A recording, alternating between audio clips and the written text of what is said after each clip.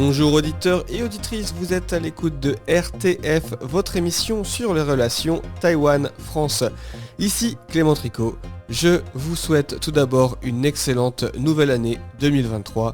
C'est avec un grand plaisir que je vous retrouve pour continuer à réaliser ces émissions en direct depuis la France sur ce sujet passionnant entre les relations entre les deux pays, quelles qu'elles soient. On continue notre échange aujourd'hui avec Xiaolin Cui, la directrice adjointe du bureau de Taïwan à Aix-en-Provence. Souvenez-vous, nous y étions la semaine dernière, et bien cette semaine nous continuons à découvrir les activités de cette nouvelle représentation taïwanaise qui a ouvert il y a 2 ans, le 14 décembre 2020.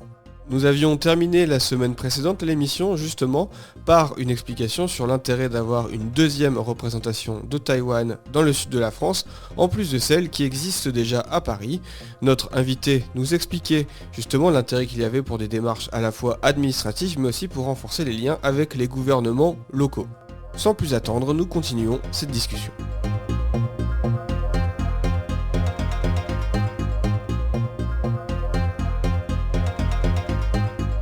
Alors moi j'aurais beaucoup apprécié parce qu'avant moi j'habitais à Toulon, donc pas très loin, et avant que je parte à Taïwan, effectivement pour aller à Taïwan j'ai dû aller à Paris pour mes demandes de visa, etc. Donc j'aurais beaucoup aimé que vous existiez déjà à l'époque. Mais c'est intéressant ce que vous dites par rapport aux liens que vous pouvez tisser peut-être avec des échanges avec des gouvernements locaux, etc. Donc vous m'aviez parlé un peu de la métropole, de certains liens avec eux. Vous avez comme ça des échanges, vous entretenez des échanges avec des représentants dans la région ici? Les représentants dans la région, oui.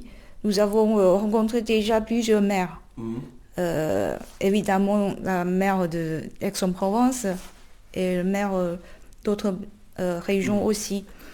Et un exemple que je peux vous parler, c'est cette année en juillet, nous avons notre président du Parlement taïwanais, M. Yo Xi-kun, qui a récemment conduit une délégation en France. Il est sur l'invitation de M. sénateur Alain Richard. Oui, donc il a profité de ce voyage de visiter aussi la Provence. Il est venu avec la délégation à Aix-en-Provence, à Marseille et à Cassis. Et nous avons certainement organisé des programmes pour eux, y compris une rencontre avec Madame de maire Sophie Joissin et aussi une rencontre avec Monsieur Bernard Kleinhoff, qui est le président de la commission de l'économie de la région sud. D'accord. Région sud, c'est pas cas, mais on préfère la région sud. Ouais. Et parce que c'est une rencontre au niveau de deux côtés. Donc ça a été efficace parce qu'on a parlé de pas mal de projets de coopération possible dans le futur. Et donc je pense que ça aide beaucoup à promouvoir, à renforcer les partenariats bilatéraux. Mais c'est vrai que ce que vous dites, on comprend l'intérêt d'avoir une autre localisation aussi dans le sud, parce qu'effectivement, les délégations taïwanaises peuvent aussi aller rencontrer directement des gens sur place, et pour vous, c'est plus facile d'organiser les visites et les rencontres de cette manière-là. Oui, s'il n'y avait pas notre bureau dans le sud, je crois qu'ils passeront par la Provence en tant que touristes, peut-être, ou bien seulement des rencontres de courtoisie. Mais parce que nous sommes là, donc on peut parler des sujets plus pragmatiques. Et j'imagine aussi qu'en dehors des échanges, on va dire comme ça, un peu plus les délégations parlementaires, etc., il y a aussi beaucoup de festivals artistiques qui se passent dans le sud de la France. Il y a beaucoup de festivals. L'été, par exemple, il y a le festival d'Avignon, il y a le festival de la photo de Arles, etc. Il y en a beaucoup. J'imagine que c'est aussi... Est-ce que c'est aussi une des raisons qui explique le choix d'Aix-en-Provence? Parce que il y avait d'autres villes, en fait, dans le sud aussi. Pourquoi avoir choisi Aix-en-Provence? Est-ce que c'est en lien avec aussi cette situation géographique dans le sud, ou pourquoi pas Marseille, par exemple? Hum, Nous avons choisi Aix-en-Provence parce que elle fait partie des villes majeures de la métropole. Oui, et au vu de sa proximité avec Lyon, qui est la troisième ville de la France, avec Marseille aussi, et Montpellier, qui est le centre de recherche écologique. Oui. Ouais. Grenoble. Et puis Toulouse, c'est un centre aérospatial. Et donc c'est pour cette raison que nous avons choisi Aix-en-Provence. Et une autre raison assez importante, c'est parce que nous sommes près de Valensole, D'accord. où on a plein de lavande, qui représente la Provence. Ah oui, c'est vrai que c'est vrai que le cliché de la lavande, c'est très très beau. Oui. Et d'accord. Et donc vous emmenez les Taïwanais aiment aller voir ces... Ah oui, c'est sûrement. On peut pas, oui, on peut pas visiter la France sans voir la lavande, n'est-ce pas? Ah ouais, je suis d'accord avec vous. Ça, je le partage. Il y a peut-être un côté un peu cliché de la France sur ça, Ouais. mais moi qui suis pas originaire du Sud, c'est vrai que quand je suis arrivé ici, j'ai vu ça, c'est un paysage magnifique. Ouais. Ouais. Alors, ça, vous devez le savoir plus que moi. Et vous m'avez dit tout à l'heure que quand vous organisez des activités, il y avait on va dire la communauté taïwanaise qui se regroupe aussi. Est-ce qu'il y a beaucoup de Taïwanais dans le sud de la France? Oui. Dans le sud de la France, normalement, il y a 12 000. Il y en a 12 000. Il y a 12 000 Taïwanais dans la région sud? Oui. Selon c'est une information officielle. Ah, d'accord. Oui, mais de toute façon, nous ne les avons pas encore tous rencontrés. Ouais, ouais. J'imagine qu'ils sont pas tous passés ici. Et vous savez ce qu'ils font, les Taïwanais qui sont dans le sud Ah, ils font la plupart parmi eux sont des gens qui se marient avec D'accord. les Français. Il y a aussi des étudiants qui font leurs études dans le sud. Hmm. Voilà. Ouais, c'est une grosse communauté. J'ai pas du tout en tête, mais ça m'étonne pas en fait qu'il y en ait beaucoup à Paris et peut-être beaucoup dans le sud aussi, parce que c'est vrai que Lyon, Marseille, Aix, Ouais. c'est des lieux où il doit y Oui, avoir beaucoup de Taïwanais. ils sont plutôt s'installent à Marseille. Oui, parce que c'est une grande ville. Ouais. Il y a Avignon aussi. Hmm.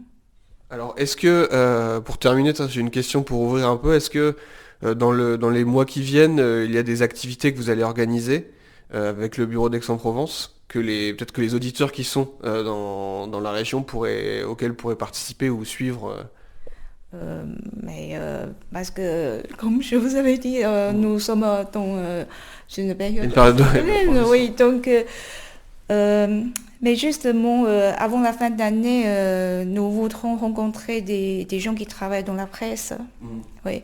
Par exemple, nous venons de rencontrer Monsieur Léo Burquette, c'est le président du journal La Marseillaise. D'accord.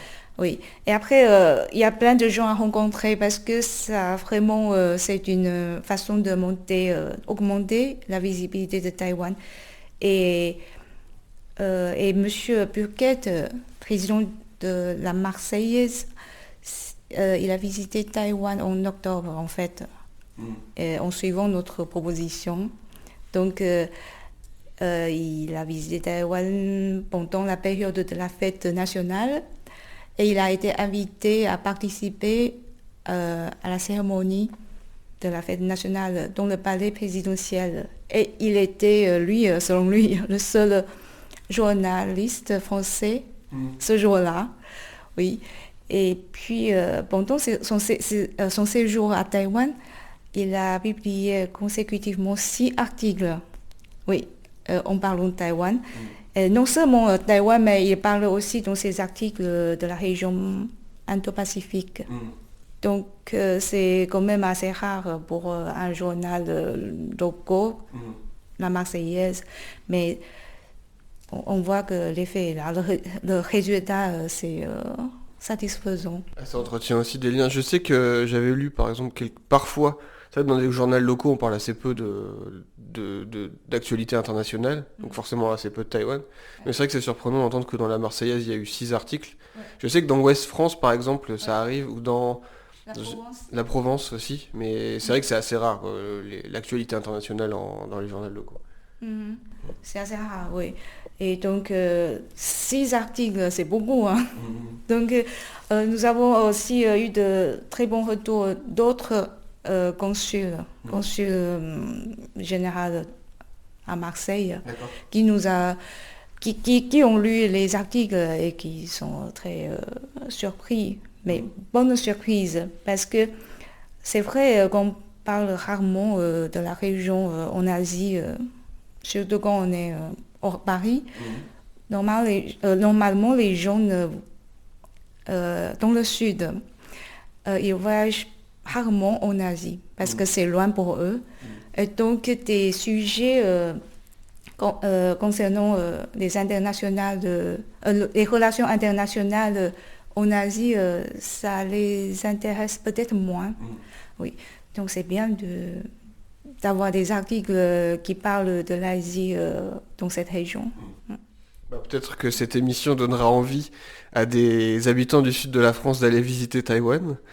Et donc ils peuvent passer ici pour faire leur démarche, même s'il n'y a pas grand-chose à faire en ce moment, vu que les frontières ont réouvert pour aller à Taïwan de toute façon. Et en tout cas, merci de m'avoir accordé ce temps et de présenter l'activité du bureau de représentation d'Aix-en-Provence. Oui, merci, mais je crois que nous sommes là aussi pour présenter la Provence aux Taïwanais. Et je vais vous dire une chose, que la spécialité d'Aix-en-Provence, c'est le calisson. Et nous avons essayé de faire calisson au parfum d'ananas taïwanais. Un peu comme les gâteaux ananas, quoi, en fait. Oui, oui. Donc c'est pour ça maintenant les Taïwanais ils connaissent calisson déjà. Donc, c'est une bonne chose qu'on a fait pour la France.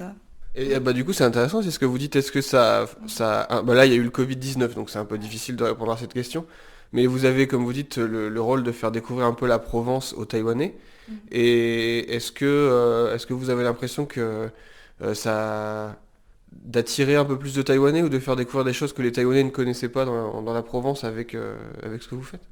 Oui, bien sûr, parce que comme vous étiez à Taïwan, et pour les Taïwanais, quand on parle de la Provence, c'est la lavande, c'est le vin rosé, peut-être, et les tournesols. Voilà, c'est tout. Tout ça grâce au livre le roman Une année en Provence, écrit par M. Peter Mayle. Mais à part ça, il y a plein de choses à présenter aux Taïwanais, parce qu'il y a l'art de vivre ou la douceur de vie et plein d'autres choses que les Taïwanais doivent savoir. Donc nous sommes en train de découvrir plein de choses et nous espérons on a plus d'occasions d'en parler avec les Taïwanais. Et en revanche, nous souhaitons aussi avoir des chances à présenter Taïwan aux Français dans le Sud. D'accord. Ouais. Merci beaucoup. Merci à vous.